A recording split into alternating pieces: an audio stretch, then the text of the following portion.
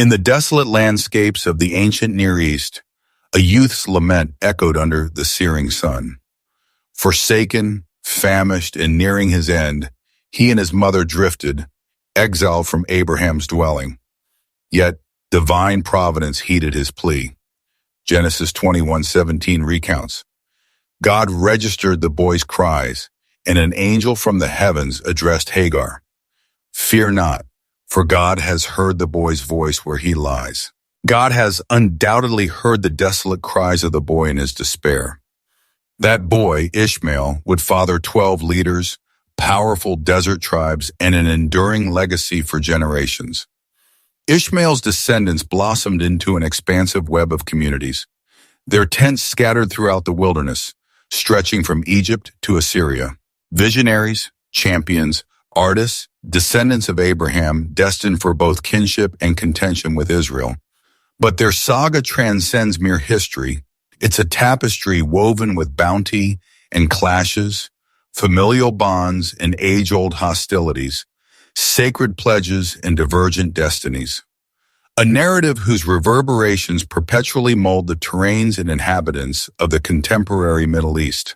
The saga of Ishmael's lineage, tribes sidelined yet locked in conflict with Israel, unfolds. A narrative etched in sacred texts, it continues to play out globally. Stick around. This fresh perspective will forever alter your view of Ishmael's tale. Let's delve in. Our narrative launches not with royalty, but with a humble servant, a youthful Egyptian captive named Hagar. After more than a decade of divine anticipation, Abraham and Sarah, divinely chosen progenitors of nations, began to question the promised child. Sarah, burdened by prolonged infertility, crafted her own plan to assist God in realizing his promise. Genesis 16:3. Consequently, following Abram's decade-long residence in Canaan, Sarai, his wife, presented Hagar, her Egyptian servant, to her husband as a consort. This practice wasn't unusual in antiquity. Surrogate motherhood emerged as a resolution for infertility. However, it deviated from God's intended design. Hagar, pregnant with Abraham's offspring, entered a complex dynamic. Formerly overlooked, she became vital. This newfound prominence fueled resentment within Sarah's soul. Genesis 16:4. Upon confirming her pregnancy, animosity surged within her, directed at her mistress. The household transformed into a relentless battleground. Sarah, deeply betrayed, subjected Hagar to such cruel mistreatment that the vulnerable young woman escaped into the unforgiving wilderness, burdened by pregnancy, utterly drained, and devastatingly isolated. Yet divine providence beholds those whom the world disregards. And there, amidst the desolate wilderness, by a spring along the shore route, an angel of the Lord materialized. This was a celestial being unlike any other. Esteemed scholars suggest a Christophany, a pre-incarnate manifestation of Christ. The angel spoke her name aloud. Genesis 16:8. He inquired, Hagar, Sarai's servant, whence have you arrived and whither do you journey? Remarkably, this marks the initial documented case in Scripture where God's envoy addresses a person by their given name. For the rejected, divine acknowledgement emerged. Then a pivotal prophecy unfolded, destined to mold the fate of countless souls. Genesis 16:11-12. Behold, you are with child and shall bear a son. You shall call his name Ishmael, because the Lord has given ear to your affliction. He shall be an untamed spirit of a man. His existence will be marked by contention, with every hand raised against him, and his against all. He shall dwell amidst animosity with his brethren. Ishmael, meaning God listens, reminds us that even in abandonment and suffering, Hagar's plight was acknowledged. However, the prophecy bore a bittersweet truth. Ishmael's descendants would flourish extensively, yet their heritage would be forever defined by discord and instability. Genesis 17:20. Regarding Ishmael, I've acknowledged your plea. I shall undoubtedly shower him with blessings, ensuring his prosperity and a remarkable population surge. He shall sire 12 prominent leaders, and I shall transform him into a mighty nation. This divine foresight transcended a mere child. It encompassed his progeny, a lineage destined for exponential growth, yet forever intertwined with enduring strife. Across Arabia's sands to Israel's edge, Ishmael's progeny resonated this prophecy for ages, favored amidst fraternal strife. Hagar, rejoining Abraham's abode, grasped two truths. Her son would thrive, and his descendants' lives would be extraordinary. Ishmael matured within Abraham's home for years. Ishmael, Abraham's initial heir, Hagar's son, held a special place in his heart. Yet Isaac's arrival, the promised son of Sarah's late years, irrevocably disrupted the delicate harmony within Abraham's home. Genesis 21:9. Sarah witnessed Ishmael taunting Isaac, sparking unforeseen turmoil. Whether it was playful banter or a deeper issue, Sarah's protective instincts ignited. Genesis 21:10. She urged Abraham, "Expel that servant and her offspring, for her son shall never inherit alongside my son Isaac." This was a heart-wrenching dilemma for Abraham. Ishmael was also his progeny, a part of him. Yet the divine offered solace. Genesis 21:12-13. Cast aside your anguish for the boy and the bondwoman. Heed Sarah's counsel, for Isaac shall be the linchpin of your lineage. Even the slave's son I shall elevate into a mighty nation, for he too springs from your loins. Thus, with profound sorrow, Abraham bid farewell to Hagar and Ishmael. Exiled, they traversed Beba's unforgiving wasteland, their water exhausted. Hagar, utterly despondent, sheltered her son beneath a thicket and sobbed. Yet God, in his eternal faithfulness, heeded the boy's desperate cries. Genesis 21:17-18. Heaven's angel called to Hagar, "Fear not, for God has heard the boy's voice." The Almighty has surely heard the child's desperate cries from the desolate ground. Rise, uplift the boy, clasp his hand, for from him shall a mighty nation flourish. Divine grace unveiled Hagar's eyes, revealing a life-giving wellspring. Ishmael persevered, matured into a formidable archer amidst the barren wilderness. Genesis 21:20-21. Indeed, the divine presence remained with the boy throughout his ascent to manhood. He thrived in the arid expanse, mastering the art of archery. Dwelling in the arid Pan Desert, a bride was sought for him from Egypt by his mother. Ishmael, the resilient exile, the wanderer of the wild, would become the progenitor of a formidable dynasty. Genesis 25:13-16 details his progeny in their birth order. Nebaioth, Ishmael's eldest, followed by Kedar, Adil, Mibam, Mishma, Duma, Massa, Hadad, Tema, Jeddah, Naphish, and Kedema. These were the descendants of Ishmael, renowned as the progenitors of 12 illustrious tribal chieftains, each governing their respective settlements and encampments.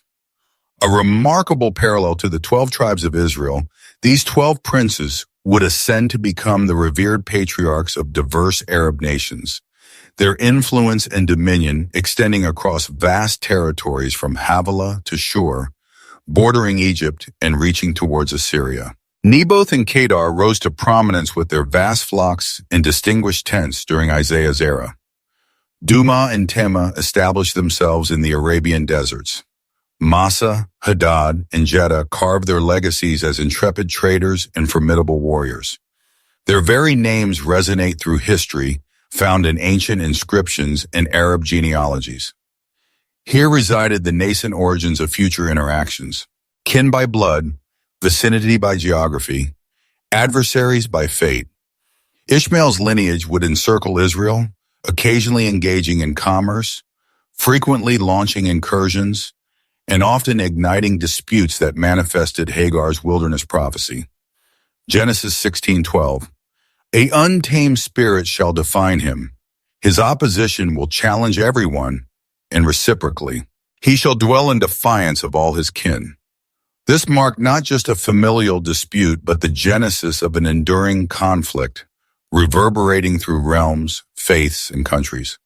Centuries have elapsed, yet its echoes persist. Ishmael's descendants blossomed into formidable nomadic clans, traversing deserts, dominating commerce, and flourishing in unforgiving terrains. As Israel broke free from Egypt and traversed the desert guided by Moses, the Ishmaelites transformed from mere kin to formidable adversaries. Judges 6:3. Each time the Israelites sowed their fields, the Midianites, Amalekites, and various eastern tribes stormed their land. These weren't just minor skirmishes. They were total invasions.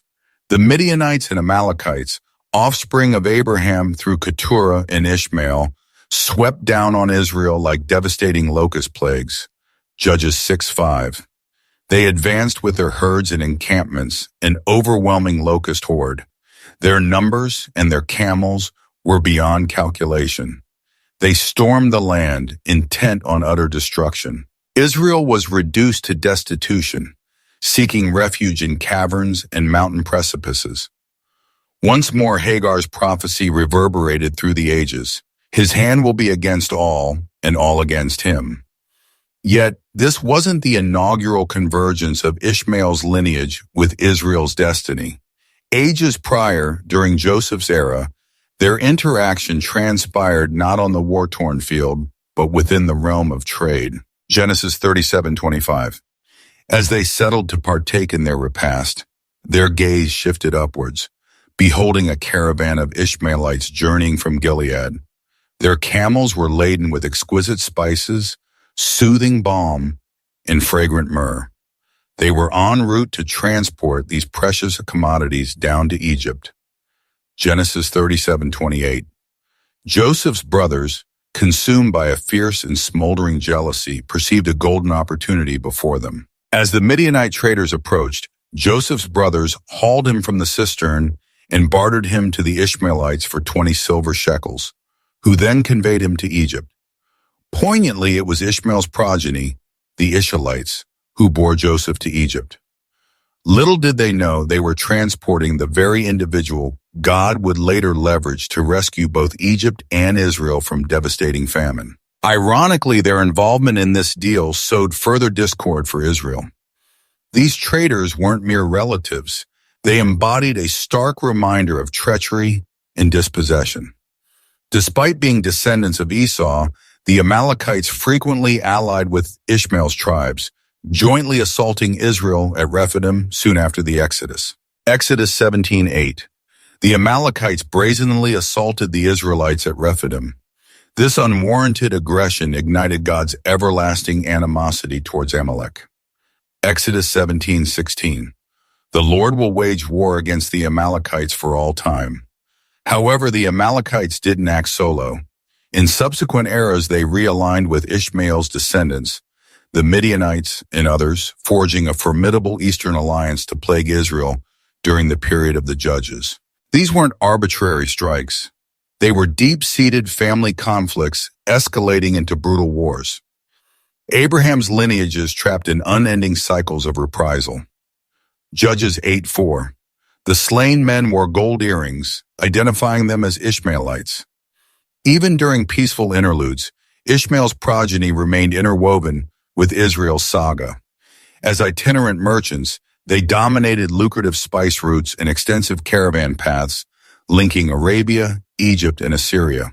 Isaiah 66. Throngs of camels shall blanket your terrain.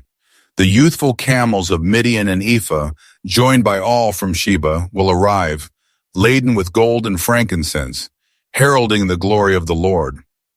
Once more, Ishmael's paradoxical nature surfaces, a people marked by strife, yet a people instrumental in God's unfolding design, regardless of their awareness.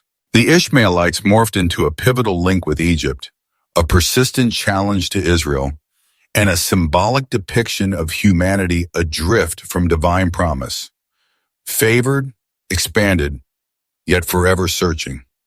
These initial clashes foreshadowed greater conflict to come. Their saga and ongoing tension with Israel were just unfolding. Over generations, Ishmael's lineage blossomed into powerful desert societies, celebrated for opulent riches, expansive camel herds, and lucrative trade routes that webbed across Arabia. Yet prosperity bred arrogance, hardening their hearts against the God of Abraham. Defiance led to violence and idolatry, prompting divine warnings from prophets like Isaiah. His fierce oracle targeted Arabia, the ancestral home of Ishmael's tribes. Isaiah 21:13-15. An oracle concerning Arabia. O caravans of Dedan camping in the Arabian wilds, offer water to the parched. Inhabitants of Tema, greet the fleeing with sustenance, for they flee from the menacing sword, the poised bow, and the searing intensity of war. Dedan and Tema, lands intimately linked to the descendants of Ishmael, received an ominous premonition of approaching conflict. Isaiah's prophecy unveiled vibrant trade arteries transformed into escape routes for desperate refugees. Once proud warriors now scattered before the blade, even the fiercely independent nomads couldn't evade God's all-encompassing reckoning. Jeremiah, another prophet, delivered a direct message to Ishmael's lineage. Jeremiah 49:28-31. An oracle regarding Kedar in the realms of Hazor, vanquished by Nebuchadnezzar, king of Babylon. Hazor shall be a jackal's lair, an eternal wasteland, utterly uninhabited. Kedar, son of Ishmael, had risen to prominence, renowned for their archery prowess, abundant flocks, and exquisitely crafted goat hair tents. Their arrogance and riches and martial prowess proved no defense against Babylon's legions. Isaiah 42:1. Let the wildlands and their hamlets resound with jubilant cries. Let the abodes of Kedar erupt in celebration. Let the denizens of Selah burst forth in song. Let their joyous shouts reverberate from the highest peaks. Still, Isaiah's pronouncements possessed a twofold nature, a chilling prophecy and a beacon of unwavering hope. Though Kedar was destined for annihilation due to its transgressions, a glimpse of eventual salvation was also foreseen. These foretelling pronouncements underscore a profound reality. Even communities divinely favored, such as Ishmael's lineage, may encounter condemnation if they forsake his principles and oppose his chosen people. The once thriving desert outposts of Ishmael's posterity were fated to devolve into desolate expanses, their dwellings dismantled, and their trade routes disrupted. Divine verdicts always have a reason and a path to redemption. Isaiah foresees a future where even Ishmael's descendants seek God. Isaiah 66:7 prophesies, droves of camels shall engulf your lands, youthful Midianite and Ephah camels, and all from Sheba, bringing gold and frankincense, heralding the glory of the Almighty. The powerful rams of Nebaioth shall be at your service. They will be welcomed as sacred offerings upon my altar, and I shall embellish my magnificent temple. Behold, Nebaioth and Kedar, offspring of Ishmael, depicted as devotees presenting gifts to the divine. Though divine reckoning arrived, God's compassion extended a future prospect of renewal. Despite their might, Ishmael's clans were susceptible to heavenly decree. Even immense power, vast wealth, and fierce independence proved insufficient to safeguard them when defying God's covenant objectives. Yet, the narrative wasn't solely bleak. The very God who enacts judgment also offers redemption. A future dawn would arrive when the wilderness progeny would acknowledge their divine creator, presenting their riches to his sacred temple. The prophetic pronouncements concerning Ishmael's lineage serve as a stark warning to all nations. Divine favor with defiance is futile. Yet, even amid despair, redemption remains accessible. As the New Testament era dawned, Ishmael's progeny, once formidable desert wanderers, had traversed epochs. Their indelible imprint persisted, resonating throughout history, influencing Israel's adjacent territories and molding the cultural and spiritual tapestry. Within Apostle Paul's scriptures, Ishmael's narrative resurfaces, transcending historical insignificance to embody a deep spiritual metaphor. Paul, in his letter to the Galatians, skillfully contrasts Abraham's offspring, one born into servitude, the other into liberation. See Galatians 4:22-24. It's documented that Abraham fathered two sons, one through a bondwoman and the other through a free woman. The bondwoman's son was born of natural descent, while the free woman's son was born through a sacred promise. Hagar, Ishmael's mother, embodies the Mount Sinai covenant, a testament to law, duty, and fallible human exertion. Sarah, Isaac's mother, embodies the transformative new covenant of grace and God's profound promise. Paul elaborates, Galatians 4:28-29. You dear siblings like Isaac are heirs to this sacred promise. Just as the son born of human effort persecuted the son born of the Spirit's might, a similar dynamic unfolds even today. This isn't a dismissal of Ishmael's lineage. Paul artfully employed their saga as a profound spiritual allegory, juxtaposing redemption through deeds against salvation through belief. Intriguingly, Ishmael's physical heritage persevered, influencing history well beyond biblical narratives. Numerous Arab lineages meticulously chart their ancestry to Ishmael, prominently via his offspring, Nebaioth and Kedar. Moreover, Islamic heritage reveres Ishmael as the esteemed progenitor of Arab nations and a divinely inspired prophet, surpassed only by Abraham. It's utterly captivating. Isaac's lineage birthed Israel, the divinely chosen nation from whom Christ emerged. Ishmael's descendants profoundly influenced Arabia. Centuries onward, Islam, a groundbreaking faith, arose from their territories. Could this ancient dichotomy between the children of promise and those of earthly origins echo prophetically within modern geopolitical and spiritual conflicts? Spanning Genesis to Galatians, a recurrent motif appears. Two brothers, two divergent destinies. Yet both are descendants of Abraham, cherished by God. Romans 9:7-8. Not all who descend from him are truly Abraham's heirs. Rather, through Isaac shall your seed be called. Thus, it's not lineage that defines God's children, but the inheritors of divine promise who are deemed Abraham's offspring. Paul underscores that a mere physical lineage from Abraham is insufficient. It's about wholeheartedly embracing God's promise through Christ. But what of Ishmael's modern-day descendants? Is the promise irrevocably sealed against them? Certainly not. The very scriptures highlighting separation also resonate with the possibility of reconciliation. Prophets envisioned a future where nations beyond the covenant, Ishmael's tribes included, would unite in worship of Israel's God. Isaiah 66-7. Throngs of camels shall engulf your terrain. Dromedaries from Midian and Ephah, and all hailing from Sheba, will arrive laden with gold and frankincense, heralding the glory of the Eternal. The entirety of Kedar's flocks will coalesce towards you, while Nebaioth's rams minister to your needs, ascending my altar as cherished offerings. Behold, Midian, Kedar, and Nebaioth, names interwoven with Ishmael's lineage, are vividly depicted presenting their treasures in reverence at God's sanctuary. A profound prophetic vision unfolds. Ishmael's descendants, reconciled, return in concord, not conflict.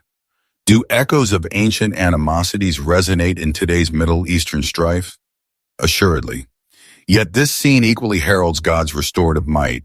What humankind fractures, divinity can mend. Fleshly desires may lead astray, but divine grace offers redemption. Even within Ishmael's lineage, stories of faith in Jesus, the prophesied child, emerge. The New Testament reframes Ishmael's tale not as abandonment, but as an invitation to all nations, notably Ishmael's offspring, to embrace God's promise through Christ. Two brothers, two sacred pacts. One Redeemer unites them. Today, Ishmael's progeny are widely considered the forebears of Arab peoples across the Middle East and North Africa. From Saudi Arabia through Egypt, Jordan to Yemen, the legacy of Ishmael's lineage resonates.